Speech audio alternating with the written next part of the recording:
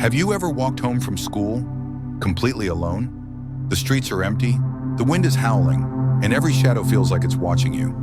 Now imagine, you hear footsteps behind you, but when you turn, no one's there. This isn't just a story. This is what happened to 14-year-old Rena. What started as a quiet walk turned into a nightmare she'd never forget.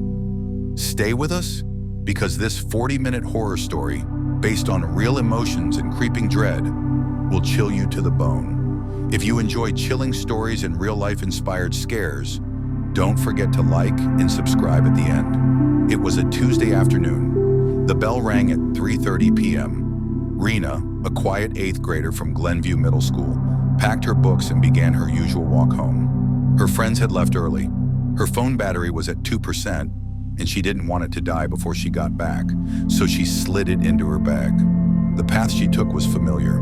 Elm Street, then a right turn onto Pine Grove Road. Quiet, lined with trees and always empty. But that day, the wind felt different. As she walked, she heard it, a faint clicking sound. Not loud, not urgent, just steady. She stopped and looked around. Nothing. She continued. The clicking resumed. Click, click, click. It wasn't coming from ahead. It was behind her. Rena turned. Nothing but leaves swirling in the wind. A cat darted across the street. She laughed to herself, probably just nerves. But a growing sense of unease lingered. Main keyword used here, school horror story.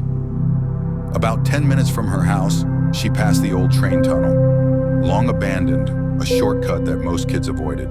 She always walked past it, never through it.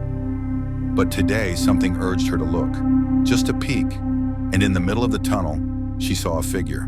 Still, silent, watching. She blinked. Gone. Her heart raced. Was someone playing a prank? She turned back to the road. Click, click, click. Only now the sound was closer. Rena broke into a jog. The air felt thick, her legs heavy. She looked behind, still nothing. But the feeling that she was being followed kept growing. A light drizzle began. Streetlights flickered as if mocking her. She crossed over to Maple Lane, an unfamiliar detour, but one that felt safer. But as she turned, there it was again. The figure standing at the far end of the street. Not moving, not chasing, just standing. Her heart pounded, her breathing quickened. She began to run. She pulled out her phone. Dead. No signal. No GPS. No call. She was alone. Completely alone. Every house she passed was dark. Every window seemed to stare. And the figure? It was now walking, slow, deliberate, steady. Rena's house was just ahead. She darted across the street, tripping on her shoelace. She hit the pavement hard, scraped palms, bleeding knee. She looked up. He was gone again. She scrambled to her feet and ran. One block, one final stretch. The footsteps behind her grew louder now, no longer subtle, no longer hiding. She burst through her gate. Her mother wasn't home. She fumbled for the spare key beneath a flower pot. As she opened the door, a cold breeze rushed past her. From inside the house, she froze. Click, click. She turned slowly. He was inside.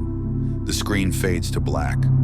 Rena was never seen again. Some say she was taken by something not of this world.